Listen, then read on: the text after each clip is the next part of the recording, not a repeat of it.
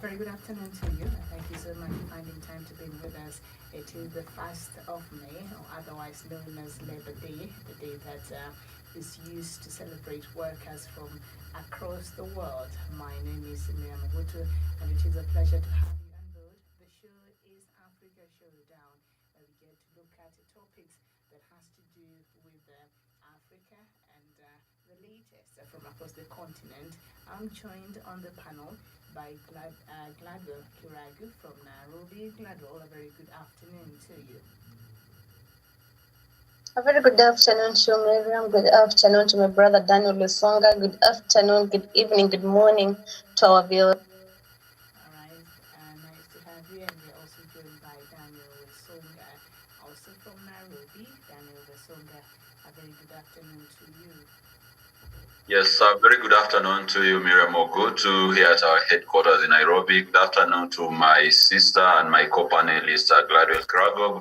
Good afternoon to our viewers here in Nairobi, Kenya, East Africa, and the rest of the continent who are tuning into this particular afternoon for the African Showdown. It is my pleasure to be on the panel, Miriam. Okay, so let me take us through the headlines, and then we'll just start our conversation there as we look at, we take a look at the brief that was, the late President Mwai Kibaki was buried yesterday, and that was before the 3-day, public viewing of his body in Parliament buildings. I think it was on Tuesday, Wednesday, and Thursday, and then on Friday we had that mass at Nyayo Stadium. So that has been the main story of the week, but I'm sure there are others that also took place, and we shall be looking at that in the week that was and some of the key things that stood out over last week. But before then, the Sunday Standard, the main headline, the final salute, in the words of great poet, life's but a walking shadow, a poor player that starts and frets his hour upon the stage and then is heard no more. Yesterday, beneath a shade of trees that crowd the family's graveyard in Othaya, Nyeri, Emilio Stanley Mwai Kibaki was laid to rest beside his beloved wife, Lucy, in a colorful and moving ceremony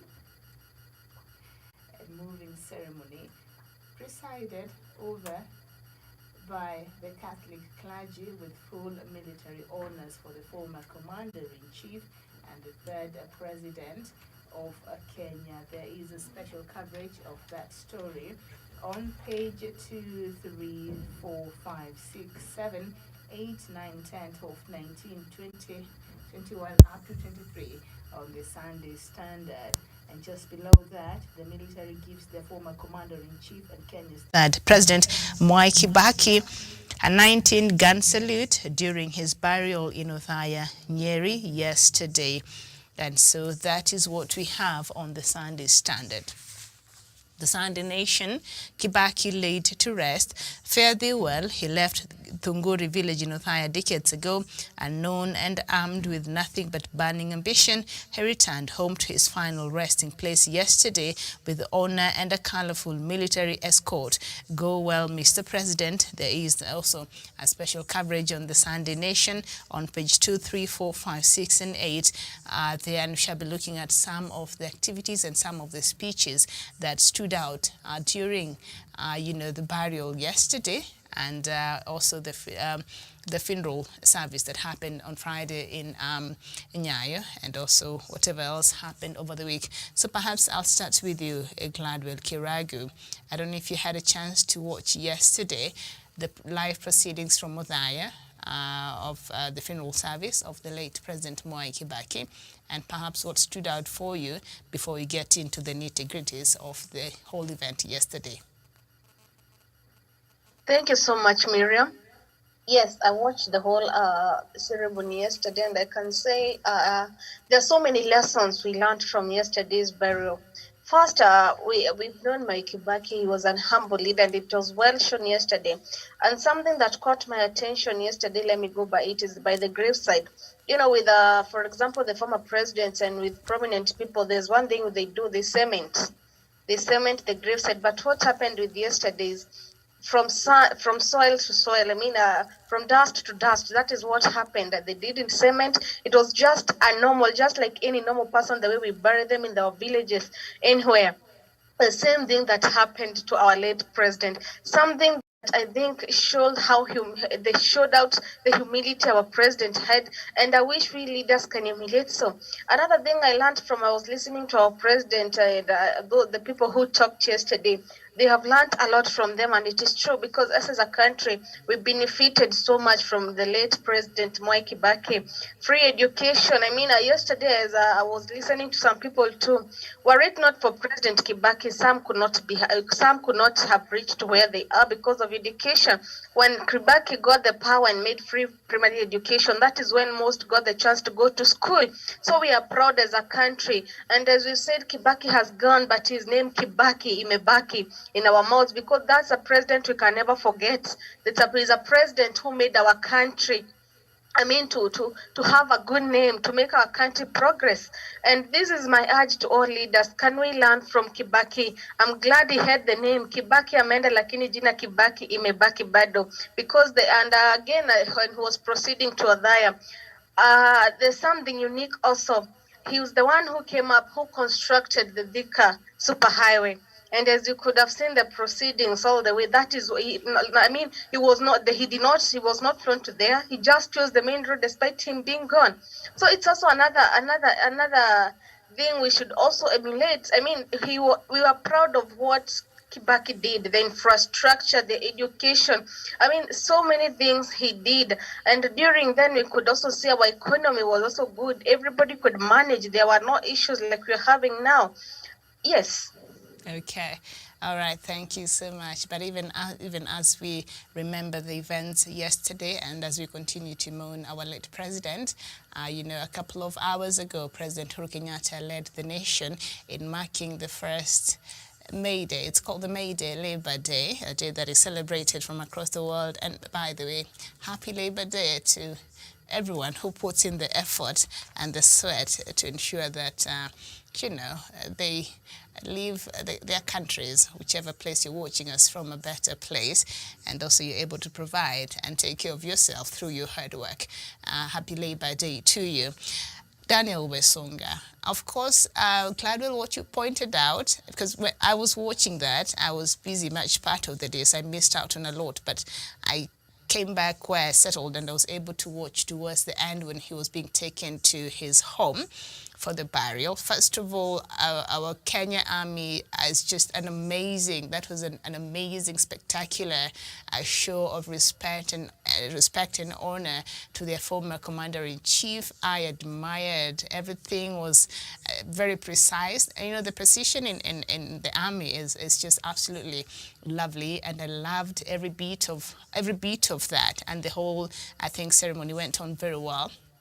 And then as we were sitting there, they approached the home, and together with the person I was watching this event with, I said, why do they have so many spades on that soil? It looks like they're going to just pour the soil, on top, because we've not seen that happen in burials, especially prominent people. Usually it's just the family who put a bit of soil and then, they'll cement later. I'm sure they will cement too, but I didn't expect. So when they started and we saw the actual soil being poured up to where it should have, I was like, okay, that is new. I did not expect that. But, we had joked about the spades and how many they were there. There were quite a number of them. But anyway, Daniel Wesonga, what stood out for you yesterday during the funeral service and the eventual burial of our former president?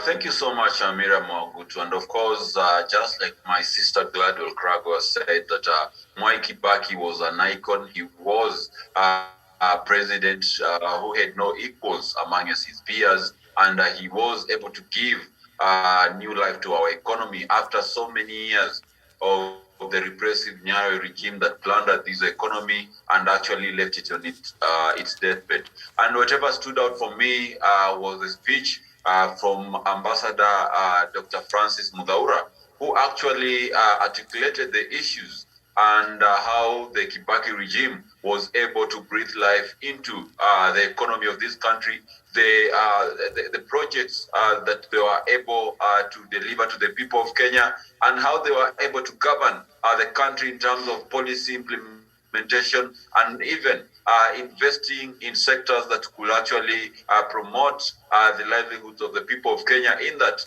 at the end of the day, the human the human capital index of the people of Kenya was actually higher than they found it during the Nyayo era.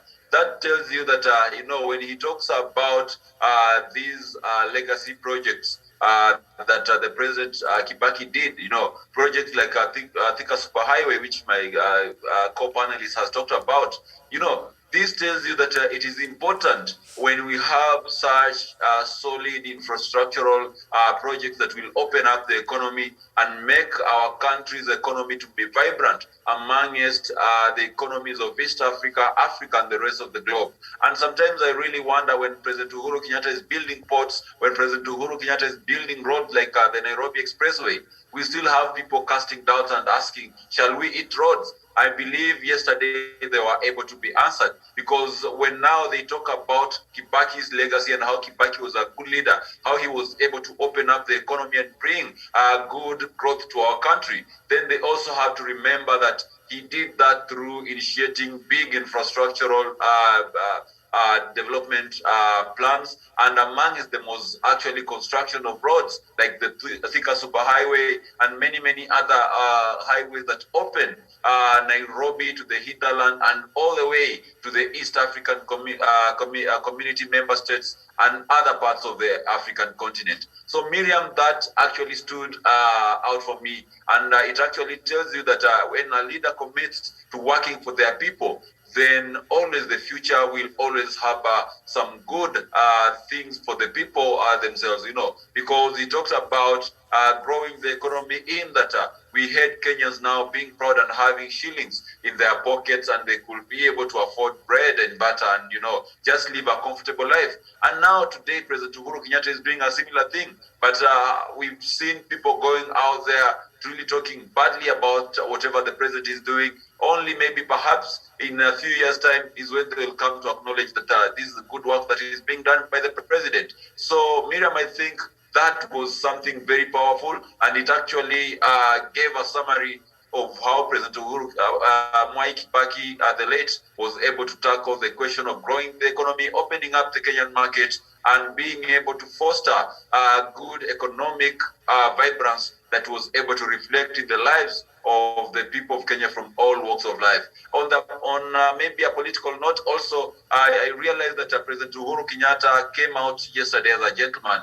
Despite his deputy maybe throwing some of hidden maybe insults and maybe ridicule towards the leadership of the president actually took less than 2 minutes to give his speech, and I believe this was in great honor for a man who he truly admired, for a man who mentored him even when he was still in high school, for a man who he took the tools and the instruments of power from and continued with his legacy. He knew too well that President Mwai Kibaki never engaged in politics in church. He never engaged in politics in marketplaces and in funerals. And therefore, I think that was very, very great for President Uhuru Kenyatta, just to go and say whatever small thing that he wanted to say and avoid getting into the murky political narratives and rebuttals that perhaps could have brought some kind of confusion and terror in such a burial. So to me, Miriam, I allowed the president on that, and that is how leaders ought to behave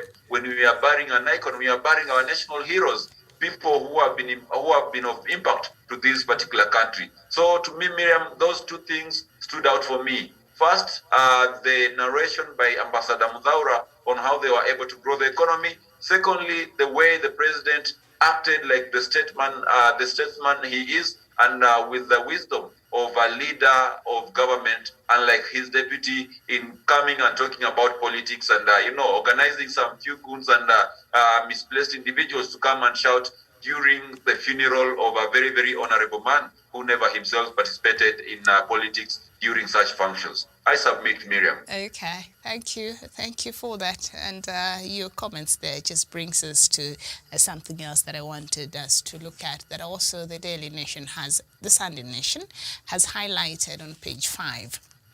A request by the Mwai Kibaki family for politicians to keep off politics was ignored by Deputy President William Ruto and former Prime Minister Raila Odinga as they turned his funeral in Othaya into an election campaign rally.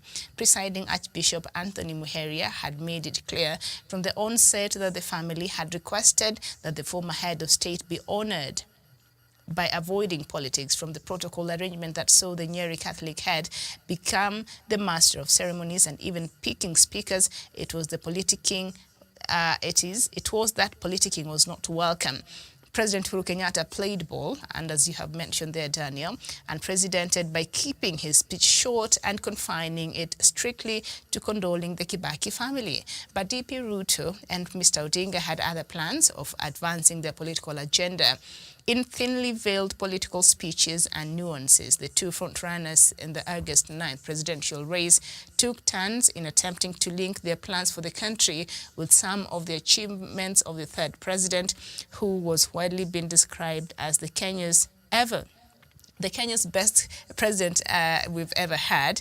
And of course, Mr. Odinga reminded us the Kibaki Tosha moment, and the DP threw a veiled jab at the former premier by stating that the country needs peaceful polls in August to avoid another handshake. The Raila handshake with Kibaki that happened in 2008. And of course, President Uhuru Kenyatta respected the family wishes. And as you've mentioned there, Kibaki was not known to go and politic in church and other events. He was like the gentleman of Kenyan politics. He was not like that. And so the family had requested, in honor of their father, their uncle, their brother, their grandfather, that true to his spirit, could we not bring politics to this arena? And President Uhuru Kenyatta heeded to that. But Raila Odinga had to bring in the history and how he said Kibaki Tosha and all that. And then Ruto, brought in the issue of, after elections, people should vote, and, the issue of handshake should be avoided. Can we talk about the bad manners that we see exhibited by our political class? And in this regard, why didn't Raila, and Ruto not there to, what the family had requested for them not to do? Gladwell. Thank you very much, Miriam. Yes, it is something I noted yesterday, and something we actually expected. It was not a new thing, because Miriam, Mwai Kibaki the late was a staunch Catholic from the word go. And we as Catholics, even when Cardinal John Jue was the head, he really avoided politicians in church. Reason being, that is a mass that is being conducted, not a campaign rally. And that's the difference. If you want to go campaign outside, but not inside the churches. And that's the reason, actually, Kenya, we are having much trouble, because even the churches have actually joined politics, most of them.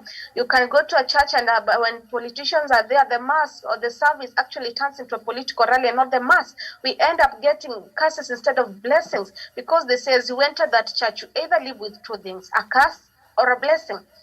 Yesterday, I commend our president. He actually took I think he didn't even take more than 2 minutes to make his remarks.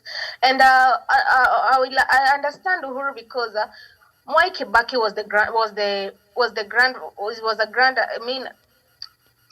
Uhuru took after Mwai Kibaki. They have walked the journey together. So actually, Uhuru understands what Kibaki liked and what he didn't like. And as Wasonga has said, and it is true, when even during the Kibaki era, we never saw Mwai Kibaki standing in church saying, I want this in terms of politics. No, he didn't, because he knew a church is where you go and worship and you go home, go do your politics. But then what happened to Raila yesterday and Ruto? Yes, we got our political differences, but whatever they did was not right. I also had Ruto saying that during the Kibaki era, it is when the bottom up. I mean, he also brought in the issue of wheelbarrows. That was not the right moment to do so. And Miriam, we've actually had today's president. I think yesterday he tried so much and was so peaceful. Yesterday he didn't show the wrath. But if you have listened to his today's speech, I think you can. I think he carried the bitterness from yesterday with whatever they did. Ameitoanisha yote, and he said, I think it's not the time he now start speaking the truth.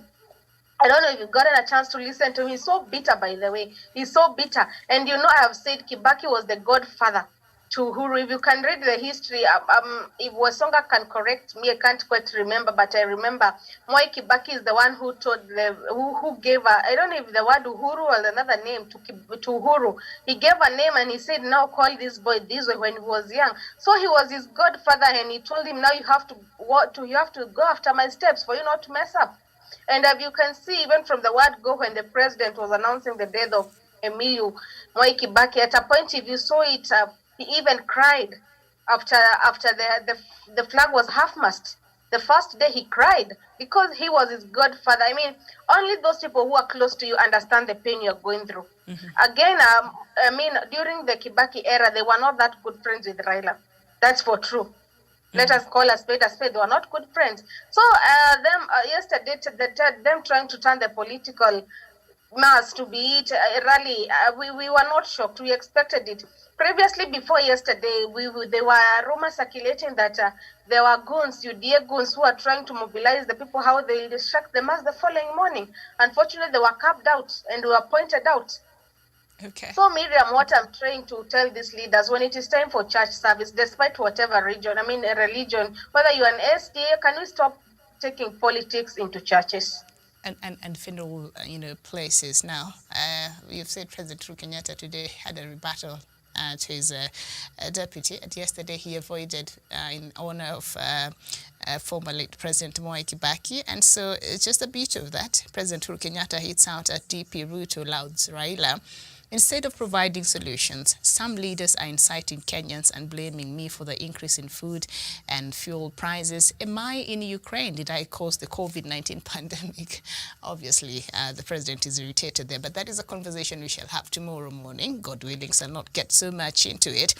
But yesterday, the second in command eulogized the former president as the father of modern Kenya. He went on to introduce all politicians at the funeral, going against the protocol that had been set to recognize only the president, Mr. Odinga, and him. Interestingly, he did not recognize cabinet secretaries and speakers of parliament. So what is this grand stand that our politicians, and this regard our deputy president, finds? Why do they have to do that when there has been a clear instruction not to do things like this? Daniel. Miriam, the problem with our deputy president is that he perceives himself as another center of power, and that was the genesis of the fallout between the president and his deputy. Because in as much as the President Uhuru Kenyatta is running the central government or the national government, the state, William Ruto seems to be having another separate government, and it is in the grapevine that in some point, even when he went to Rift Valley, he talked badly about the president, saying that he's the one running the president. Uhuru is just sleeping, on the job and all that. And that is when now Uhuru cracked the whip. So I think this is not something that is new to William Ruto.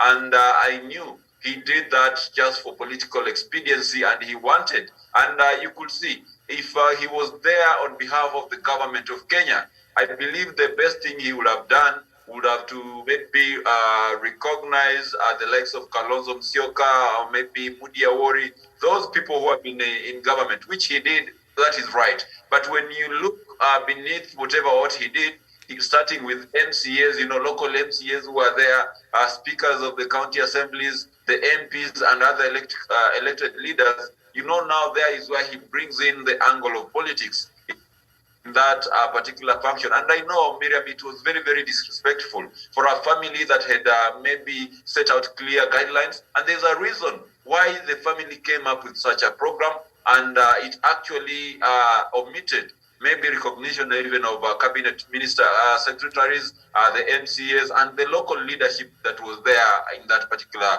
maybe ceremony. And I believe that ought to have been respected. So to me, maybe William Ruto meandering on the sides and maybe introducing his own maybe items in the program, it was a bit rude and a bit unfortunate for him to do so, owing to the fact that he went a mile ahead even to talk about the bottom-up economic model, which I know it's a very, very contentious issue in this country. And in a way, he talks about it in a way that was actually demeaning to the government of the day. And that is why my sister Gladwell Kirago is saying that President Uhuru Kenyatta has been breathing fire in his speech today during the celebration of the Labor Day at National Stadium. And I actually understand the president, because here you have a deputy president, Miriam, who earns a salary since March 2013, when they were sworn into office, up to today. And this gentleman does not assist his boss in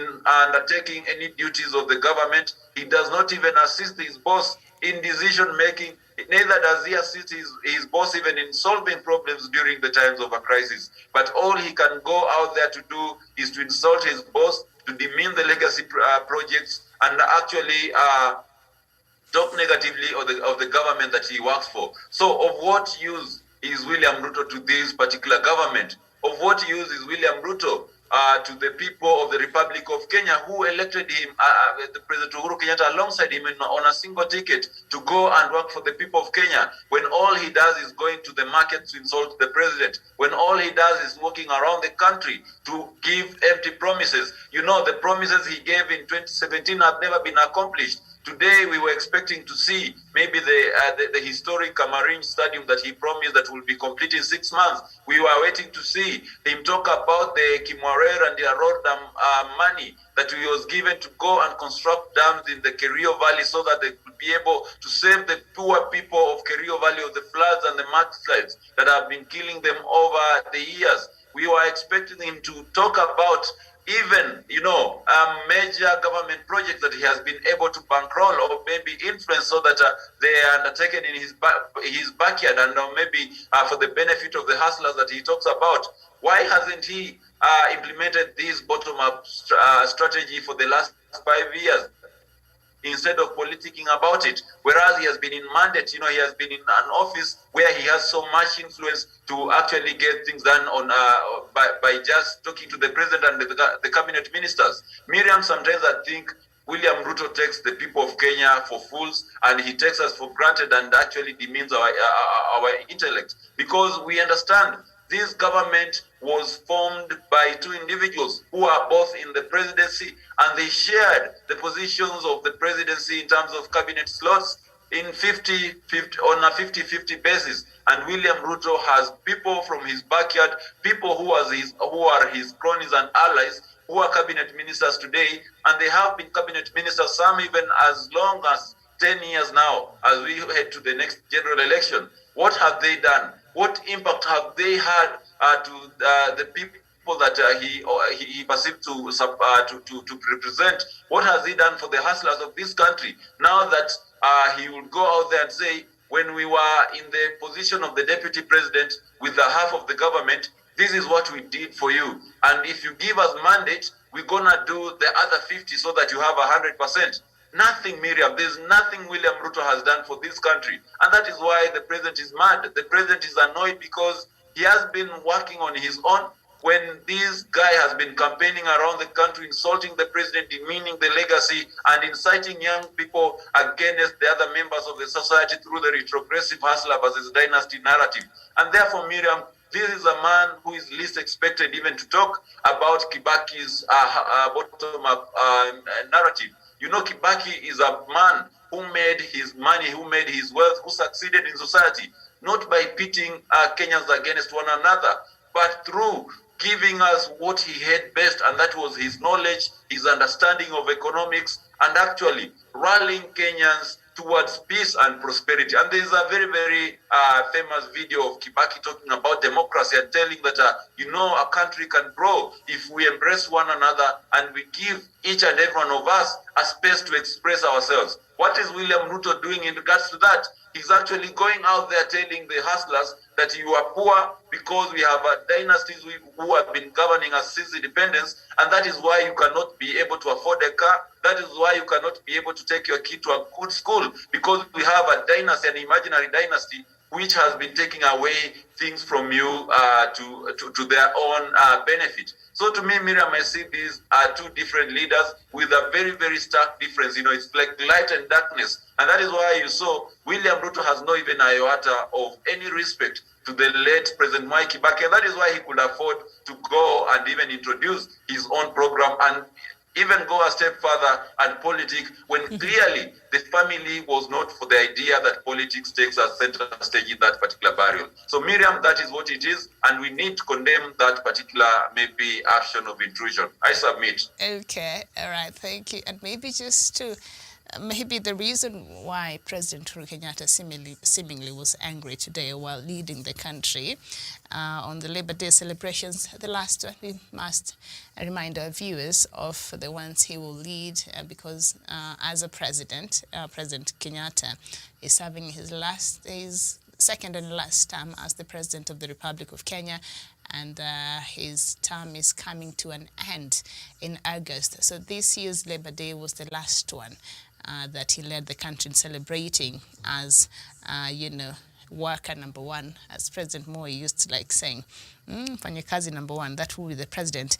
And the DP, Ruto, was called on to eulogize the former president. He too seized the moment as an opportunity to advance his bottom-up economic agenda, as he constantly brands himself as a political outsider who rose from nothing. He referred to Kibaki as one who rose from nothing but went on to become president. Our father Kibaki was from Thunguri, a village like Bethlehem. That was not known, yet he accomplished many things. From here, he became a great scholar, an economist, a leader, and of course, a great president and father of the nation. If there is a demonstration of bottom-up model, we can learn from Mwai Kibaki. Was this a jab to President Kenyatta, who we know, had the privilege of having his father as the president? Was this a direct jab to President Kenyatta, and by DP Ruto saying that President Mwai Kibaki was a good example of what a bottom-up economic model will look like? I don't know if Mwai Kibaki would be happy to be referred to like that, but that is what DP Ruto said. Gladwell, was this a jab to President Kenyatta? And maybe that is what made President Kenyatta mad today, and he had to sort of vent out during Labor Day. I haven't watched the whole speech. I'll do that, and then maybe we can comment on it comprehensively tomorrow. But this comment by the DP, was he attacking indirectly the president? Miriam, yesterday, whatever the deputy president said was an indirect insult to the president. It was, because, and this is not the first time he's saying so, and I'm glad our president is a little bit calm with whatever sometimes the deputy president says, because if it could be somebody else, the reaction will never be the same. It's not, it's nobody's wish whether he or she is raised from a good family or a poor one, or maybe a middle-class one. But now this is the slogan that our deputy president normally uses, and that is when he actually confuses Kenyans. And also to those people who can't see with the issue of bottom-up and the hustler nation. And I don't know, there was a time he spoke and he said that we are hustlers, we have nothing. And he gave his story that he rose from nothing to somebody, and hence the term hustler. I don't think that is the true meaning of the word hustler. And again, I always ask, he said that he will empower mama mbogas. Does he buy the veggies from the mama mbogas themselves? Has William Ruto ever queued, and does he queue and say mama mboga nikatie mboga ya 50 bob? Has he ever done so?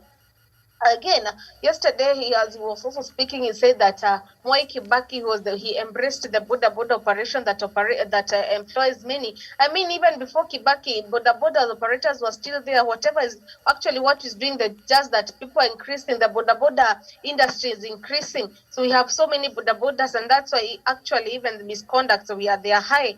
And I also recommend our president, whatever he said, can they all be licensed? Today, whatever, Miriam, I think I wish you listened to today's speech from the president, and Songa has highlighted a little bit of it. He's so much angry and he's so much bitter because he has asked the deputy president, where are you? Where am I the one? I said that deputy president just goes to the market and says now that the food prices are high and everybody is tagging low the food prices, it is ulizeni Uhuru. Is he in Ukraine? When COVID strike, ulizeni Uhuru, did he go there and say, now can you give, let the vaccine into Kenya? He was so much bitter, and he said, them say that you are pushing away and insulting. He stood up with me despite even him not being close. He's not a deputy president. The only thing that Raila has is just he was the former prime minister, and again he's the leader of the Azimio. But for Ruto, he's the deputy president. But where is he? He only going out there tarnishing president's name, saying that hajafanya, amefail. Where is he to assist the president to bring back to the economy? And that is what the president has asked. Where are you when the country is falling? Where are you to assist me to bring it back to stand? So I think Ruto also needs to be careful with his utterances. And as to Kenyans, I think now it's high time, as the president has said, to ambiane ukweli. We also need to look at the truth that is being said. Whatever today the president has said is very much correct. Where is he? But we as Kenyans, we only seeing what the president has not done, but we cannot see. And again, to those saying that they will elect Ruto, to bring back the economy, the president also said, wacha kuongea, do the actions. Okay. Yes. Very well. Daniel, as we close on this matter, if there is a demonstration of bottom-up model, we can learn from Mwai Kibaki. That is what DP William Ruto said yesterday. Was that a low jab to President Kenyatta? Thank you so much, Miriam. And the irony of it is that the man who's talking about the bottom-up model is actually he's not a creation of the same bottom-up model. Because for Kibaki, we could say he rose from being a son of a peasant. He escalated maybe through meritocracy, going to among one of the best schools here in Kenya. We were going to Makerere and actually also going abroad for his for other studies, And before now coming to work for the government, he was actually a lecturer, at Makerere University before Jaramogi Oginga Odinga went and persuaded him to quit his teaching career to come and take up a position as an executive director in Kanu. So to me, I think Kibaki could be a product of bottom-up economy, of bottom-up model, sorry. But who is William Ruto? William Ruto, soon after he finished campus, he has never worked anywhere. There is no any company that could say William Ruto was our employee. When he finished his college, he started working for Dr. Julie Ojambo in Kanu, and from there he joined 1K92 with Cyrus Jironga and Jacob Juma and many other more like George Nyamoya. And from being a Kanu youth winger, he actually vied for Taribo constituency using the same filthy money that they got from YK92 and became a member of parliament. And since that he has never been in any in any trenches, maybe suffering and struggling like the millions of hustlers that he represents. So therefore, this is a man who has only known soft life in his life since he was in campus, and he cannot tell us anything about bottom-up economy. We know Kibaki struggled. We know Kibaki was in Mangu, struggling as a son of a peasant. From there, he went to Makerere as a son of a peasant. And even when Jaramogi was bringing him in, he had nothing other than maybe his intellectual capacity and maybe just God's favor to come and work for the government of the day. He never had any connections in government. Rather, the people in government actually looked for him because he was a brilliant young man. But for William Ruto, this is a man who has always used a very, very crooked ways to ascend to power, and from ascending to power now, hijacking the same power and stealing from the public coffers of these for the people of the Republic of Kenya. And Miriam, maybe just to mention, of this particular topic, there's a road that has been actually trending since we had the send-off ceremony for President Mwai Kibaki, the processional way. It is in the public record that this road had been grabbed, and we know the land grabber who had taken this particular road, and he returned the title deeds in 2003 when Mwai Kibaki took office. So therefore, this is a matter of public gallery. So you cannot be talking about a hustler's bottom-up economic model and the good economy that you're going to do when actually yourself, you're not even a product of that particular model, and you don't know even how it works. Today, if you ask any ardent UDA supporter about the bottom-up approach and to tell you how it works, they won't be able to give you a conclusive answer. So therefore, Miriam, I think whatever President Uhuru Kenyatta has said today in Nyayo Stadium, just selling lies to people and giving empty promises won't take you anywhere. You cannot be a president on empty promises. He should learn better from what Mwai Kibaki was. He gave very practical and applicable models that could be able actually to grow the economy and be able to elevate the lives of the people of Kenya, the majority hustlers of this country. However, William Ruto has not been able to do anything. Yesterday, I remember he mentioned about Mwai Kibaki removing duty on motorcycles, mobile phones, and many, many other commodities that made these commodities available to the middle class and the lower middle class people of the Republic of Kenya. But in essence, William Ruto failed to tell us also now his bottom-up approach, which he is actually associating with Kibaki, has helped the people of Kenya for the last 9 or averagely 10 years that he's been in office. What has he done to maybe take that legacy of President Mwai Kibaki removing duty on these commodities to elevate maybe the lives of the people of Kenya? He has been a deputy president, and in this new constitution, Miriam, when you are a deputy president, you almost have the equal powers as the president, and that is why President Uhuru Kenyatta cannot sack William Ruto, cannot just wake up one day and say, today you are sacked, I'm going to interview for another deputy president, because they share government on a 50-50 basis. William Ruto has his ministers, President Uhuru Kenyatta has his ministers. William Ruto has departmental heads of parastatal and many, many other government appointees through which he could have been able to push this narrative of bottom-up approach and maybe let the people of Kenya see how this particular maybe model works. But what has he been doing for the last 5 years? Campaigning. So to me, Mwai Kibaki could be the product of bottom-up approach. But however, the man talking about the bottom-up approach himself, he has never known the difficult life in his life. So for Miriam, I think it's all and I don't think William Ruto has the credibility to compare Mwai Kibaki to the nonsense of a bottom-up bit. Okay, I see that you're being joined by Dr. David Matanga. Yes, Miriam. Good afternoon, Miriam, in the studios. Good afternoon to you. Thank you very much. I am in a place at the airport changing planes, but I will be able to speak to you briefly. Yes. I am very, very happy, but this afternoon I was somewhere, arriving at the airport, but in the car where I had the president do the same thing. I'm very, very happy. Frankness, speaking the frank way, frankly. At least now, Mr. President, I have the courage also today to speak frankly. For the last 3 to 4 years, I've been honest, and I've said Ruto is a spoiler and is going to spoil this country. So, Mr. President, I just wanted to congratulate you for having taken the stand to tell the truth, to say the man has never helped you.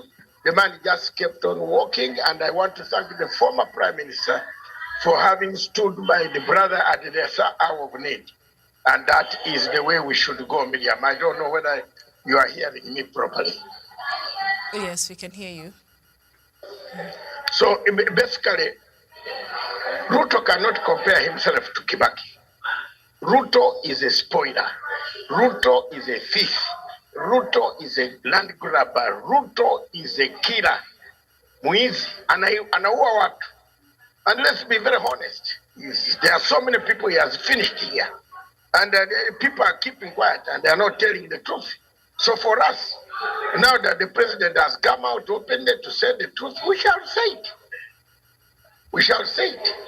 But there are so many things, there are so many challenges. When you talk about Ruto, they want to come and deport you. You have seen the way they tell me they will deport me, they will cut me, they insult me, 20,000 insults per day. I take these insults because of the president, because of standing by the president. But at least today I'm very happy, humbled, that the president has himself taken the stand and now told the truth to the workers that the man never helped him. And that is the position I've taken. I'm very happy today. And I wish I were in the studios. I would even make a champagne. Since I don't drink, I would drink water. Very well, and we were on the topic on the week that was. I don't know what stood out for you, and especially yesterday during the funeral service in Udhaya of the late President Moi Kibaki. First of all, Miriam, it is very un-African for a man not to lay a wreath on the same man that you have praised and said you follow his footsteps. Ruto did not lay the wreath. He did not wait. He just wait after he had put in the soil. He just went away. So that is one signal. Two, he hired the people, and I got intelligence as far as Thursday. I had already started alerting the Kenyans that they are trying to buy people to come, either to keep quiet when the president comes out to speak, or Raila, or heckle them. So they decided to do the first one, to keep quiet. When the Raila came, few people clapped, but the rest kept quiet. So they waited for their man, whom they have actually, who paid the money for them. You cannot believe that they ferried people all the way from Mombasa to go as far as Nyayo Stadium the other day in order to rent the crowd in order to make such big noise. So as far as we are concerned, what stood out for me, we have lost a patriot, an African, a strong man, whom we expected to be part and parcel of the leadership that has given us in the last 90 days. But we have learned one lesson, that what stood out for me is frankness. Speak frankly and be hated, like Kibaki used to speak frankly and I said, no, I don't want it. Yes, this is good. And that is the type of life that people are looking for. People are looking for situations where people can actually be able to engage frankly without being intimidated. So it stood out for me that His Excellency Mwai Kibaki left and went to the Mecca, but he has left a legacy of frankness, being frank and telling the truth all the time. You can't pretend to be a deputy president calling people at a funeral, stand up, speaker, stand up, this. You don't have even the conscience. The guy has no conscience. If it were him, I would have left. I would have left a long time ago. There's nothing he's getting in this thing at all. He's just wasting time and buying time. I think the time has come now that Uhuru Kenyatta has spoken out. People should inject him and he goes to do his campaign from Sungoi. He can even rent another house. Yes, I think enough is enough. From yesterday, I saw the anger of the president. I saw him saying he spent on the 5 minutes and 43 seconds at the podium and left. Enough is enough. Two, you can see the newspapers all over the whole world are printing this guy is a money launderer. He launders money, he does fraud. So which country is this that is going to lead, which is the hub of Africa? That is the situation that we want. I want to thank you, Miriam, for giving me this opportunity. I will be with you tomorrow. And I'm changing airports, so I will be with you tomorrow. I'm changing planes, sorry, not airports, plane from one place to the other. Hopefully I will be with you tomorrow morning. Okay, and maybe before you leave, you could start us off, because you're done with the Kenyan part of that conversation, on our next topic. It's about 10 minutes past 3 p.m. here in Nairobi. So maybe you start us off with what next Africa, and then we can continue from there. Thank you very much, Miriam. What I was saying, what next Africa? At the moment, Africa is under the hammer of watching what is happening, the melting pot. The economies are not working very well. But the people who created the economies not work very well seem to be looking at us to do the best that we cannot do. Two, I hear again the COVID-19 is returning. COVID-19 is returning to Africa. I would like to alert Africa to start preparing for this month that COVID-19 will return. That's the Africa I want. Which way, Africa? Prepare now. Don't wait for hospital to be full.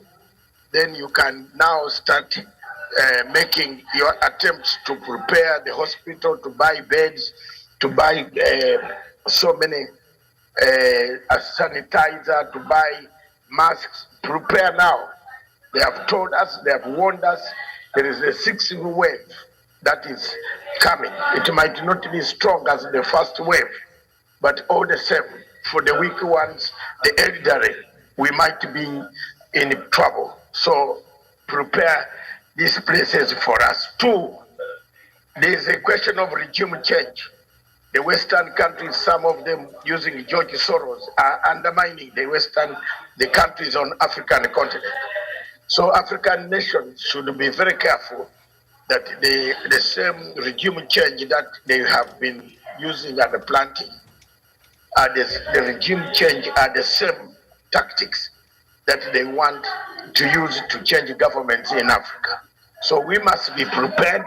Which way Africa? The way Africa is to unite, to expand our trade, to remove barriers, to make sure that the customs are removed so that goods can move freely, to have immigration policy, one of them as a general. Don't ask too many things. But also the Africa that we don't want is the Africa where people like Ruto launder money. That's not the Africa we are interested in. If we are going to launder 25 billion shillings into an economy which has no money and it goes to one individual, you will be causing conflicts within those countries. That is the Africa that we don't want. But the Africa we want is an Africa that is prepared, that has prepared itself, that is ready to take any chances whatsoever from any point. And the same, we have taken the chances, we are here, and we shall be there. Thank you. Very well, thank you so much. All right. Daniel Wesonga, just speaking from what Doc has just said on what next Africa, just to add on what he just said, and maybe if you have any other thoughts on the way forward on some of the issues that are topping the continent right now. Miriam, I believe as a continent, we still have a lot to do. We have been ravaged by the conflicts, the perennial conflicts that have been happening, and especially in the western part of Africa, the central part of Africa, and the Maghreb and the Sahel region, where we've been having conflicts year in, year out. So to me, I think I don't have much to add on whatever Dr. Masinga said. He has put in perspective everything that ought to have been talked about, and that is the remedy that Africa needs. So if you are able to follow whatever Dr. Masanga has talked about, I believe it will be able to treat these refugees of having conflicts, also many other social evils that have believed our continent. So I don't think I can on I'll take discussion what maybe Africa needs be able to overcome the numerous problems that we are facing, the tribulation and the African curse of having conflicts, fighting over resources, bungled elections, and these wars, hunger, and deficiency in our food, and many other things that are very quintessential to the African people. I submit. Okay, thank you. Gladwell. Miriam, just to highlight, I think Doc has said much about it, and my brother Wesonga. But what is in store for us? I think that answer is within us, and more so us Kenyans, leave alone the Africans, more so us Kenyans, because coming election, it is us who will make the decision whether to go to the right path or we just get lost and cry next for the next 5 years. So I think the answers are within us, and it's for us to make useful of those answers, whether to agree whether we'll go forward or still stagnate wherever we are and actually lose much. To us Kenyans, and I'm still emphasizing, elections will just come and go, but the neighbor who you're living with next actually matters so much. That neighbor, leave alone those people who are saying that the bottom up and whatever, that the neighbor will always be there for you. So I think it's high time we also embrace peace and more so follow the leadership of our late President Kibaki. Okay, and speaking of which, a deputy president has responded to some parts of the speech by President Uhuru Kenyatta when he was leading the country in marking Labor Day celebrations earlier on today. And this is what Deputy President William Ruto tweeted.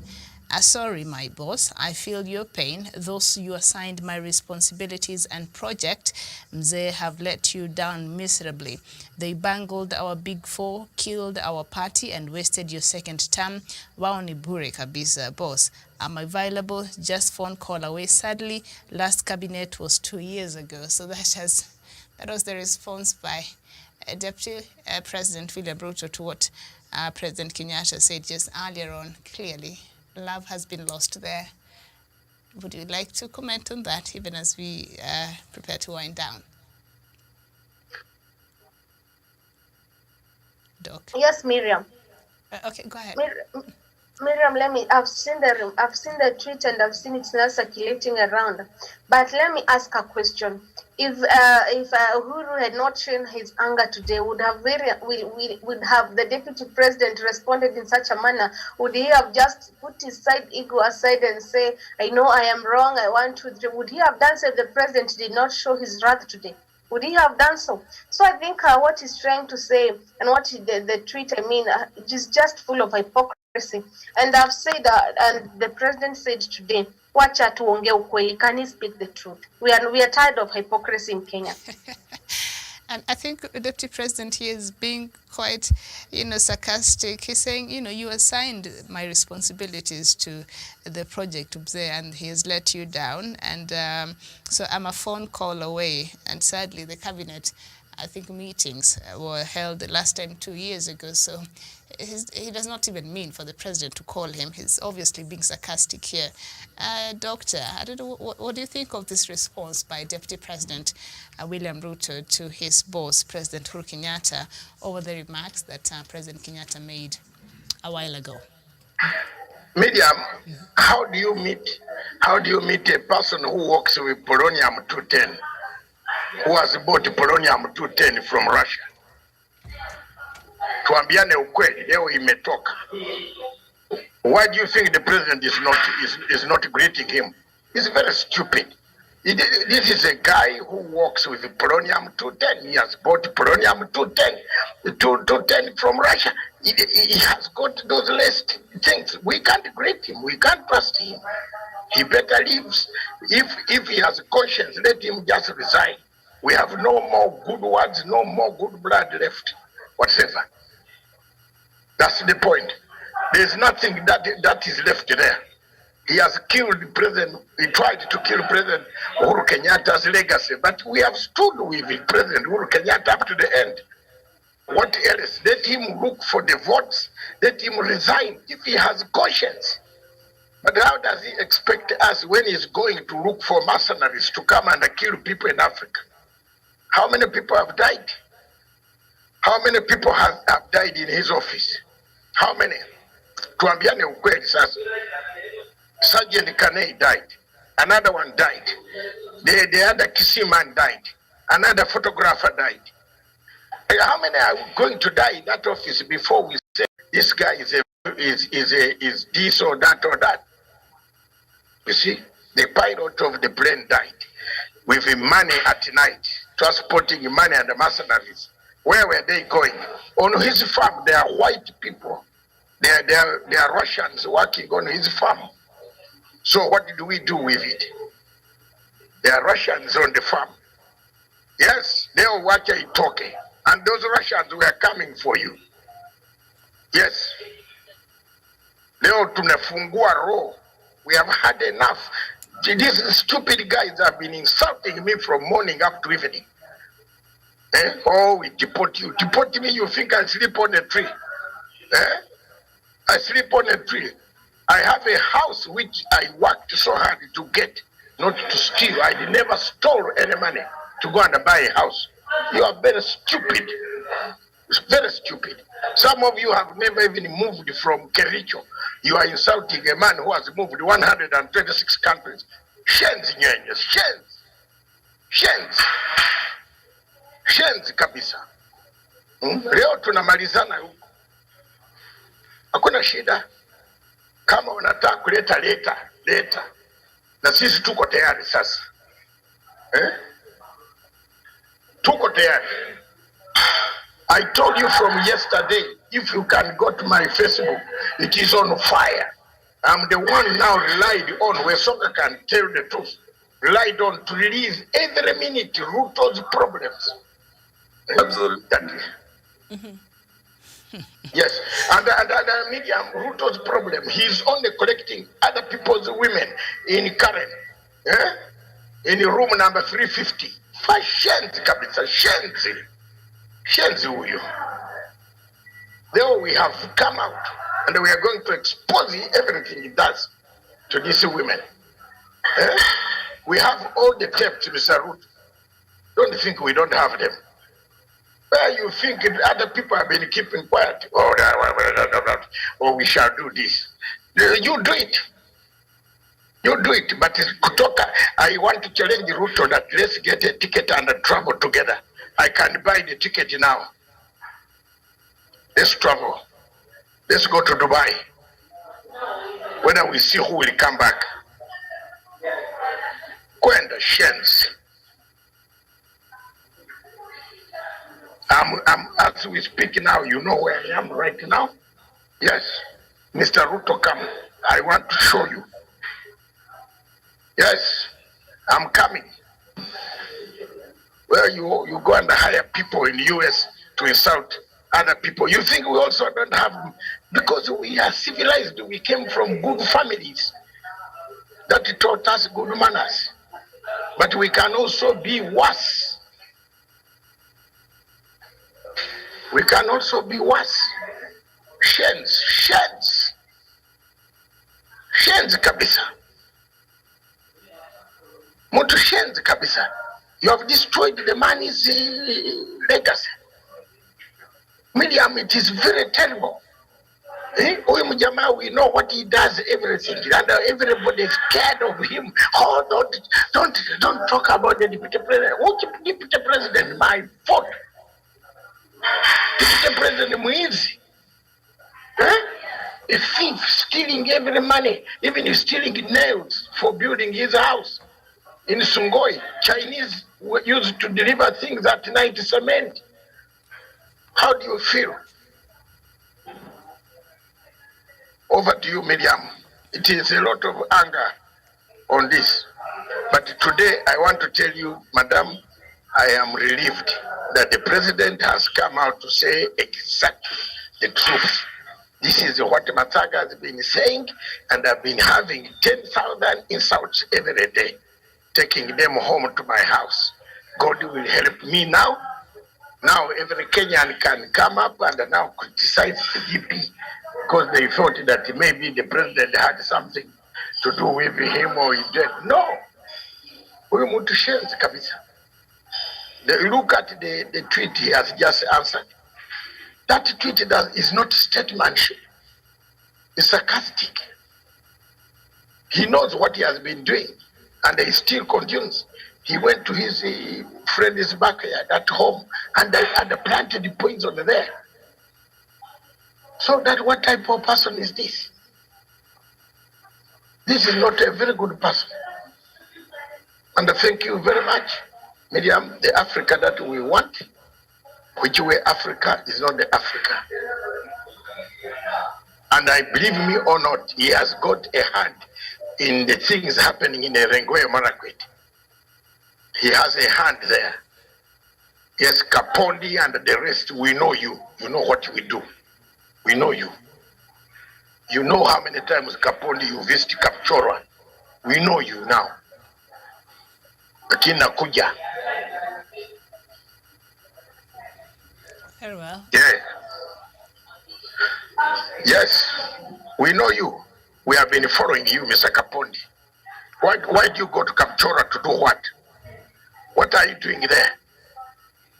What are you doing in Kapchorwa? Where we have Shenzi,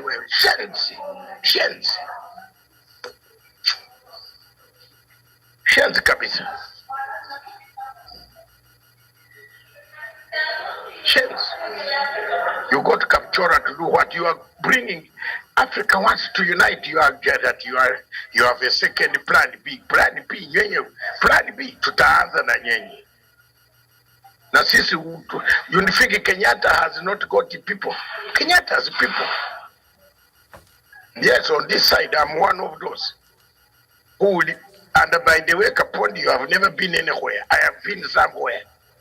If you want us to try that, we can try. We shall see who will live the other in the bush. Yeah. Yes. The Songa, take it over from there. All right. Shents kabisa. Our shents, medium shents, they have plan B. They are not interested in an election. They know very well Raila is going to defeat them. Now they are interested in plan B. We know what they are doing.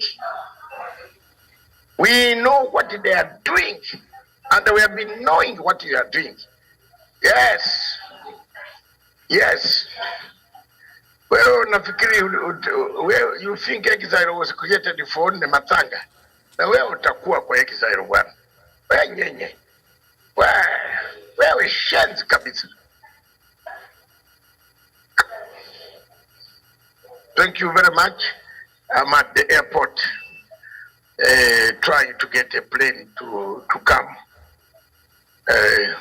Thank you very much. God bless you. Keep it going. We shall see tomorrow, wherever it is. It's a public holiday, but we shall still have to broadcast in the morning. Hopefully I will be available. I would have come by then. Thank you. God bless. God bless Africa. Thank you very much, Miriam, standing in for me. Thank you very much. This is Africa Showdown. We are going to improve. We are going to change. We have our radios going to work flat out to get the vote. And don't worry. And I was telling you, Miriam, before I go, I was telling you the other time that, look, the vote that we need to guard is the vote where there is probative value. You have seen yesterday that what I told you, I have read political science. Who can defeat me in an exam here? Who? To show me. And the Atemutahi Nguji cannot defeat me in the exam. Probative value. Have you seen the probative value of the mountain now? It's not there. You need to safeguard Kalonzo's vote.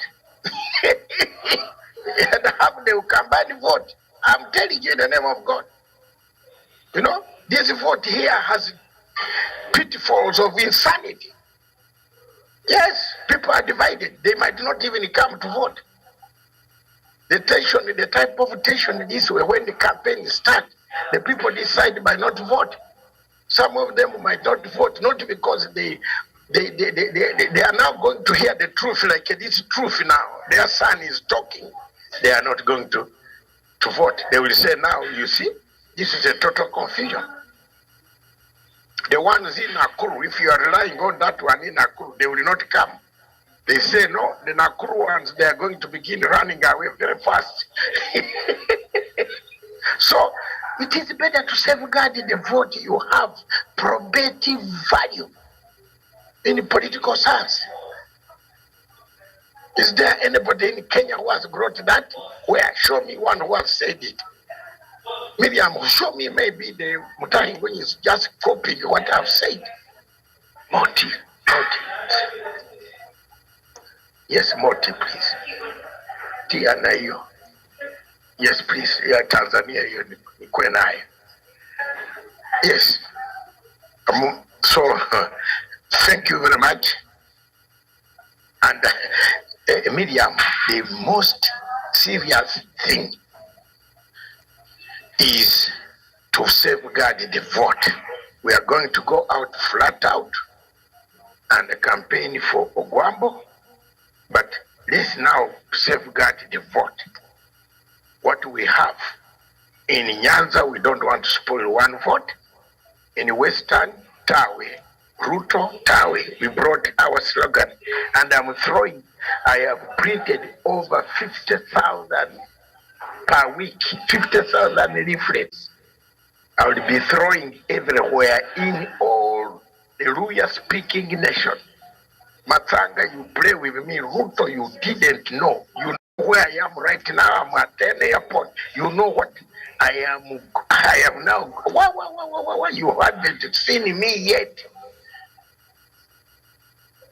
All those men in Bungoma, Kitale, Masara, huko juu kwa mlima watapata leaflet hiyo. Ruto Tawe. Yes.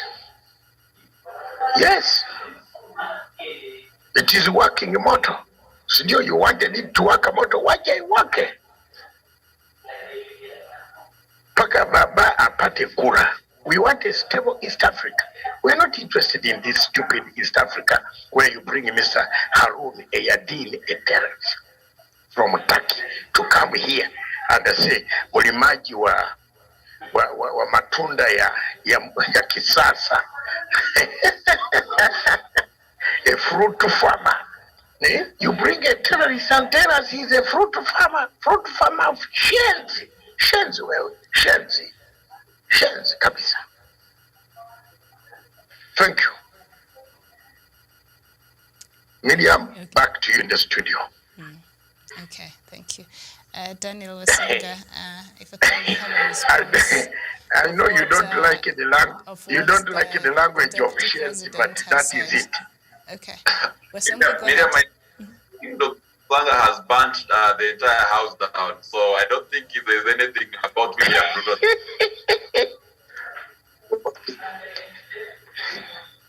The man is down, So I think just say whatever principle that he has given to the president, I think it is juvenile and out of contempt, and it shows you the kind of rudeness that this guy has against his boss. So there's no way he can pretend and say that my boss, have been doing this and that, whereas he does not respect his boss. So we like to ask the people, when was instance? We apologize for that. We seem to be having a bad network from Daniel Wesonga. Daniel Wesonga, we seem to be having a bad network there. I don't know if you can... Okay, go ahead, Daniel. Go ahead. Sorry about that. I was saying, if you go to the archives of our political leadership, you realize that even Moi never talked in Kenyatta's functions. What he will do is that when he's welcome to speak, he will straightly go to the point and say, Your Excellency, this is your meeting, come and address your people. But what are we seeing with William Ruto? You remember even during the Jubilee campaigns, in 2013 and 2017, respond to his boss, and that message shows a lot of contempt. It shows a lot of degrading and the kind of perspective maybe William Ruto has trying to portray the president in that he's trying to lie to the people of Kenya that the president has failed in his second term. He took maybe responsibilities from him and put them to another person to undertake his own responsibilities. Whereas this Miriam, they are all total lies. Raila Odinga is not part of government, and William Ruto is the valid and the credible holder of the office of the deputy president, and that is under by law and the constitution, and that is why today he's still receiving a salary. He's still actually getting stipends and all the perks that come with his office. That is why he's still living at the current residence, which is an official residence by the government of the Republic of Kenya. So if he wants to tell us that his responsibilities were taken away, and that is why he's not able to deliver or maybe work with the president, then he should do the necessary thing of resigning, because that means that he's earning a salary and not working for the people of the Republic of Kenya. Miriam, I submit. Okay, thank you so much. As we conclude the show this afternoon, Gladwell, your thoughts on that, the response by Deputy President William Ruto to what President Kenyatta had said earlier when he was leading the country during the Labor Day celebrations at, was it Nyayo Stadium, I think? As I said earlier, Miriam, that statement was sarcastical, and also let me tell you, it is comical too. Mm-hmm. Okay. Go ahead. Miriam, can you hear me? Yes. Yes, what I'm trying to say is that the deputy president just responded, and he has responded very fast. But at the same time, as we look at the statement, it's sarcastical and comical at the same time, and also for sort of an irony too, because he has said that when the president needs him, he's just a phone call away. But I've also asked again, if the president never made the remarks, could the deputy president tweet such statement if the president had not said so? Again, he's saying that he's sorry that because Raila has failed him, has failed the president. Now it's not Ruto, it's Raila who has failed the government. I mean, and I'm still asking again, I will also ask again, as the president has said, Miriam, each and every day we hear Ruto is in a particular place saying that 1, 2, 3, and 4, always actually tainting the president's image in a very negative way, saying that the president has failed, that he's doing 1, 2, 3. Why can't he stand up? Because why can't he stand in for the president and cover for the mistakes? And the president is very correct. Where is he? The president needs him now, but where is he? He's just out here campaigning for himself, saying we need the wheelbarrow, we need the bottom up, we need the hustler nation, instead of him helping the president. And that is what Raila saw and said, the president is actually, he's so much exhausted with Kenyan, the way they're going. You mean because we elected both of them, but what is happening? It's only the president who is working. And as Wasonga has said, the deputy president is actually receiving a salary that is not working for, but what he's doing is just outside here yapping, forming his agendas, the bottom up and 1, 2, 3. Again to you, Doc, you said about securing the Mount Kenya. I don't know if today you've noted that Raila was in Othaya. He attended mass there, and I'm very happy because the city was tinted red, and actually those were not hired goons. They are the people who love the former Prime Minister Raila. Yes, if you have seen the images, it is all red in Nyeri currently as we speak. People out there wanashangilia Raila. Is just from us in Othaya. I think you need also to look on that. And those are not hired goons as the way Ruto does his things. That one is a genuine image. Okay. Thank you, and I think that is where we shall end our show this afternoon. Of course, the full speech of President Uhuru Kenyatta and the responses thereof. That is a conversation we shall have tomorrow during Good Morning Africa. But for right now, thank you so much, Dr. David Matanga, who I believe has already left the conversation. As he said, he's on transit. Thank you, Gladwell Kiragu and Daniel Wasonga, for your time this afternoon. And to our viewers, thank you so much for watching. My name is Miriam Ogoto. I'll see you here 9 a.m. tomorrow, God willing, with the latest from Kenya and indeed from the continent of Africa. For right now, it is bye-bye.